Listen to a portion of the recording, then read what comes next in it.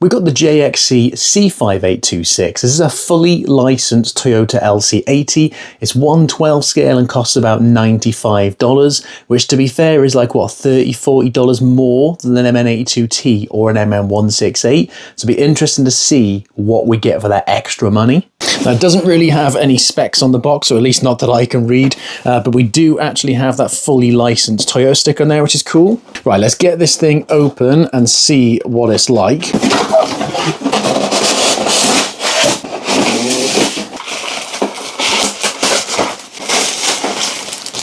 That actually doesn't look too bad body-wise, does it? And I do believe we have oil-filled shocks, which is always a win. Now, it is a hard body, which is nice. You can see we've got a roof rack on there. We've got a surfboard. We've got our spare wheel on the back and our ladder, and you can see we've actually got Toyota badges on there. Looks like you've got a nice full interior in there as well, but no opening doors or anything, so you probably have to take the body off if you did want to get a driver in there. But you've got your snorkel, you've got your mirrors, you've actually got reflective mirrors, which is always cool. Nice, big, meaty off-road front bumper, and again, we've got a Toyota badge on the front. I do like the fact that we've got oil-filled shocks. It does seem like it's possibly sitting a little bit high. It'd be nice if maybe it sat a little bit lower. So underneath it does look pretty cheap and cheerful, to be honest. We've got a plastic chassis, we've got plastic axles, plastic forelinks. Now, it does say online that it actually has metal gears in the diffs, and it does say that it has full ball bearings throughout as well. Now, it is just straight axles, no pawls or anything like that. Again, the axles look fairly cheap and cheerful again, and I believe the steering servo is actually a 20-gram steering servo. So you get a little bag of goodies in the box as well. You've got a USB charger, a little screwdriver, and you actually got some Toyota stickers and stuff, which is pretty cool. And then we've actually got a pretty decent looking radio, to be fair. You know, normally with all the cheaper ones, it's a proper cheapo radio, but this does look like it's either a copy or it's a FlySky transmitter. We actually got a pretty decent grip on there as well, you know, feels all right. Now, we do have a third channel there as well, so I think it says it has a 2-speed, but I'm not sure if it's a proper 2-speed or electronic, so we'll get the body off in a minute and have a look. If we pop the cover off the transmitter, you can see we've got all our usual things, our steering trim, our throttle trim, power, reverse, and everything like that. So all your kind of fairly standard stuff you'd expect, but yeah, I'm actually quite impressed with that radio, to be fair. That's pretty decent. So wheels and tyres, they look pretty, again, cheap and cheerful, plasticky. You can see they are just screws holding them on, so similar to like the MN82s and like the WPLs and stuff like that. We've got a bit of play in the axles and stuff there as well. Don't know if you can hear that, but the tyres are actually, or the wheels are vented. Now, it did say online that there are foams in there, and to be fair, it does feel like there is a bit of resistance in there. They feel all right. I'm not expecting anything great from something like this, to be honest, but, you know, we'll see. So underneath, it looks like this is our battery tray back here, and we've got that screwdriver to get that screw undone, because you've got a little clip here. But yeah, let's get that screw undone, and I'm assuming the battery's in there. Okay, so we've got the screw undone, so let's just pop this off. It doesn't actually have any stickers on it to say what type of battery it is, so we may have to try and figure that out, but I'm guessing it's either a Li-ion or maybe a 2S LiPo. Size-wise, I'm guessing it's something like maybe a 1200 milliamp hour or 1500 milliamp hour. If it says on the listing, I'll put it on the screen, but yeah. You know when something's kind of cheap when it doesn't even have a sticker on the battery. So if you want to get the body off, it's about 10 screws holding on. You've got 2 on the front, you've got 3 on each side, and you've got some more on the back here as well. Once you've got them undone, you can just lift the body off. And there's some LED lights plugged in there, so let's just get those unplugged. So with the LEDs unplugged, you can see we've got a little light controller here. We've got headlights by the looks of it. Looks like we're gonna have tail lights as well.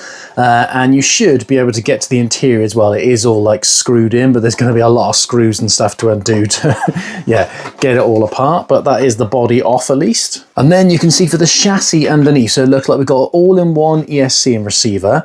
We do actually have a mechanical 2-speed, so we've got a shift servo there. That looks to me like about a 280 size motor. Again, if I can get the specs, I'll put it on the screen. We got our power switch down here, and then you can see you've got that battery cable running all the way from the ESC to the back where the battery goes. So yeah, it's pretty basic. It's a shame it doesn't have a standalone ESC and receiver. And to be fair, there's not a massive amount of room there. You know, it's quite often with the cheapo ones, you know, you can chuck like cheap brushless systems in them. Like with the MN82 and the MN168, you can get a brushless system with a metal gearbox and stuff. But yeah, we'll have to see what it's like. You can see it is a bit, it's got a bit of a cheap feel to it, to be fair. So the transmitter takes 4 AA batteries. You can see it is a bit, again, of a cheaper kind of design. You know, it doesn't look like it's a genuine Fly Sky transmitter or anything like that. It must just be a bit of a knockoff, but yeah, still not bad. So if we turn this thing on, just hold down the little power button here. Then underneath, if we whack the power button on, to be fair, we got some pretty cool lights there. Look, I like the fact that you've actually got the roof lights on as well. Shame they're not all the same color though. You got yellow roof lights and then like blue, whitish kind of headlights. It'd be much cooler if they were all yellow. I believe we got indicators as well, the old dreaded indicators. And then on the rear, we've got tail lights. No indicators on the rear though, but it looks fit. Let's see if we've got any reverse lights. No. I'm going to feather the throttle. Let's see how loud this ESC is. Generally with the cheap ones, you know, they're pretty loud. I don't know if you could hear that, but that's pretty loud. To be fair, that slow crawl isn't actually too bad, but that is just proper loud, isn't it? Do you know what I've just noticed? I don't know if you can see it. Look on the windscreen. Toyota Land Cruiser. I'm pretty sure that's meant to say Land Cruiser. Are we convinced it is fully licensed? Because that seems like a bit of an oversight, to be honest. It looks like, just testing out as well, it's actually in first gear when the switch is all the way forward. And when we basically put the switch back, you can see the lights kind of flash to show that you've gone into the second gear. And when we switch it back, neutral. Yeah, so neutral, it is neutral when it's in the central point. And then first gear, and then if you want to go into second gear, back here. So let's see what our wheel speed's like. So we're in first gear at the moment, full throttle. And then second gear. Fair dues, that's got some wheel speed on it. It'd be interesting to see what it's actually like on the trail. Let's see how much power the servo's got. Oh yeah, not a lot. Oh dear, this is going to be funny. Well, we got a little bag of goodies open as well. You can see those stickers there. So you have actually got some Toyota stickers. You've got, you know, the LC80 and stuff. So you could stick those on the side and stuff if you want to. Well, so far, I can't say I'm overly inspired. It does seem to me like this should be more like a $40 rig or something. But let's get it outside and give it a run and see what it's like. Okay, we're out on the trail with the JXC LC80. Let's just try out trail speed first of all.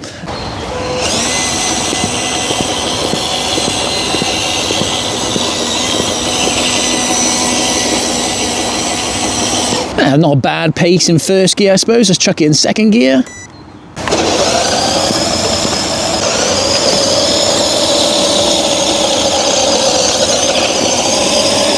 And we're not going to win any speed challenges, but we got a decent amount of walking pace in second gear. Okay, so back into first gear. Let's just do some general off-roading. Now, we have had storms. Oh, wow. I don't know if you can hear that. That was a bad start. Yeah, we've had storms about the last 2 weeks, so it is wet and muddy pretty much everywhere. So, you know, I'm not expecting anything from the tyres, to be perfectly honest, but I don't know how well you can hear that on mic. It's pretty noisy. Yeah, there you go. You can see the tyres are struggling with the damp. Oh, come on. I mean, at least it's actually moving, you know. We can hear the ESC whine, but it's actually... Oh, the lights were flashing then. I think it's struggling a bit. I don't know what it's doing. The battery is fully charged, but come on. I mean, it's got a very much a toy grade feel to this thing, to be perfectly honest. You know, the way it looks is like something you'd expect to see in a toy shop, to be honest, you know. I mean, I suppose you could do something cool with the body, but I'm not expecting anything amazing, to be perfectly honest. You know, it might surprise me, you never know. Maybe not. Let's just try it up through some routes up through here. I do like the fact that we got those oil-filled shocks, you know, we're getting some articulation, and you can see as it's kind of dropping down, it's not like really wobbly like it would be if it was just friction shocks. I'm not a fan of friction shocks. Look, see again, look, I'm on the throttle and it's just stopped and the lights are flashing. Like, what's the deal? It's doing it again. I mean, we've got a fully charged battery, so I don't get why it keeps stopping. It's like when it's struggling, it's stopping, which is just a bit weird. Giving it, you know, I don't want to be like on the, again, there you go, look, as soon as it kind of hesitated, the lights flash and it's just kind of like, oh, I don't know what I'm doing. Yeah, I mean, I wasn't expecting great things from the tyres anyway, to be honest, but let's see if we can hop. Let's try it in second gear. Whee! It just does not like driving, apparently. Okay, we made it up there. That was hard work, though. Okay, I can only assume it is the battery, although now it's moving again now. A minute ago I was just basically trying to just, there you go, look, same thing again, look, lights are flashing. So yeah, we got a problem, it seems. We'll carry on and see if we can actually do anything else, but yeah, it's not going well, is it? But just to show you how weird this is, look, if I just go a bit more throttle, it cuts out on me, and see the lights flash, but if I just slow crawl, and just ferret in the throttle continuously, and we'll just keep going around and just see if it doesn't cut out on me. See, that's going way longer than it just was giving it more throttle. See, that's still going. Still going. So, I mean, that would imply it's not the battery, but then if we give it some beans, and then straight away just cuts out. This thing has got some issues and we ain't got no tissues. Well, I guess it's going to be testing out my slow crawl abilities then, isn't it? If we give it throttle, it cuts out. It's not very good. We'll see if it does the same thing when it comes up against an obstacle.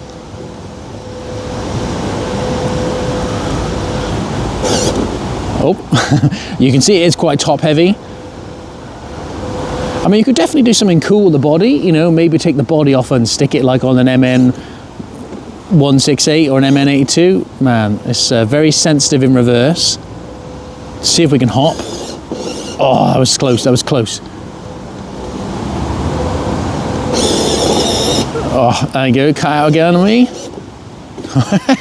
Yeah, you can see how rear top heavy it is. As we're reversing, it just wants to lift that nose.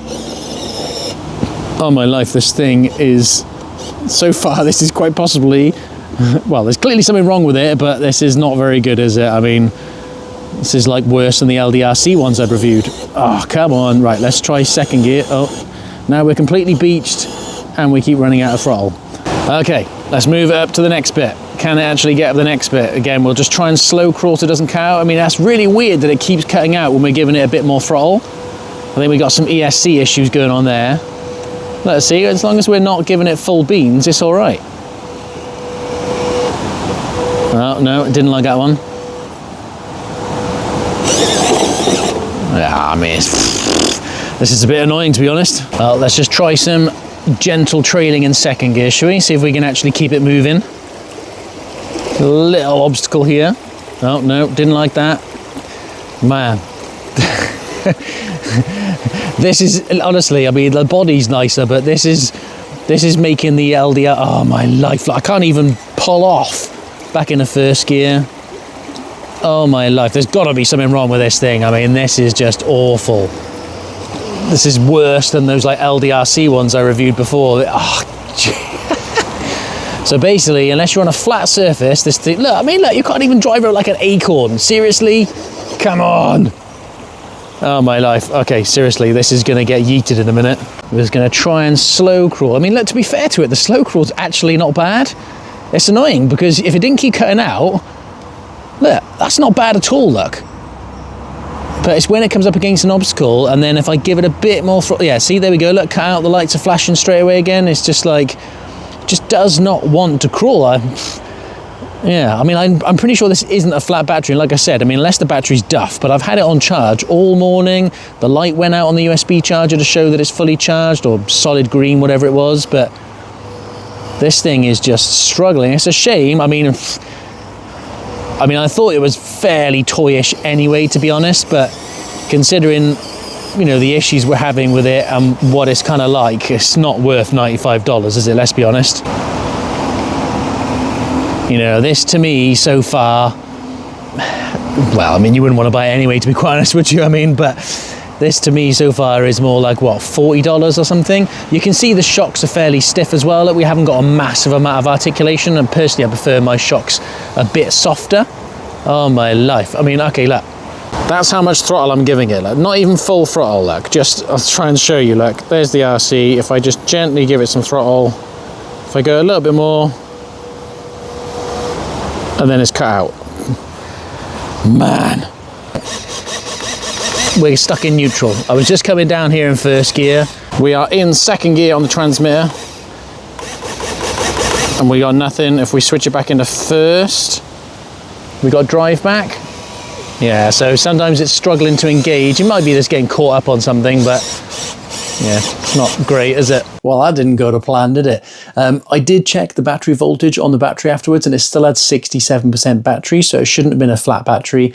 I also tried 2 other batteries on another day off camera, still had the same problem. I tried another set of brand new batteries in the transmitter as well, and still had the same problem. So there must be something going on with it. Either I've just got a faulty one, or there's something not quite right with the ESC. You know, as you could see when we were running it, if I was just giving it a bit of gentle throttle, then it was okay. But as soon as we gave it more throttle, that was when it was struggling. So it was almost like a kind of like, you know, ESC cutoff or something like that. Obviously, I couldn't tell if it was getting hot or anything like that. But I mean, when I tested it, I mean, just before this video today, I tested it in the back garden again, just to see if it was any better. I literally turned it on with a fresh battery in it, tried it, and within about 30 seconds, it did the same thing. So it shouldn't be overheating or anything like that. I mean, to be honest, even without the issues, I still don't think it's worth the price tag. You know, if you consider how much cheaper like an MN16A or an MN82T is compared to this, you know, with this being like $95, you know, the body, it's all right. You know, you could do some pretty cool stuff with the body, but the rest of it is quite cheap and cheerful, isn't it, to be perfectly honest? But if you do have one and you've either had the same problems or yours runs absolutely fine, then drop a comment below and let us know, because obviously it'd be really good for everybody else to know if hopefully mine is just a one-off and, you know, other people have got them and not having any problems at all. Now, if you are still interested in picking up the Lang Cruiser, then I'll put a link in the description to where you can get it from Bango's website. There'll be all like the Black Friday sales and everything coming up soon, so I'd expect most things to be reduced and have some really cool discounts, so be sure to check that out. If I've got a discount code for it, I'll put that in the description as well. Let me know what you think of it, you know, just in general, but obviously if you've got any suggestions on what you think the issue could be, that'd be great. Drop me a comment if you've got any questions. Thank you very much for watching, and we will see you on the next one.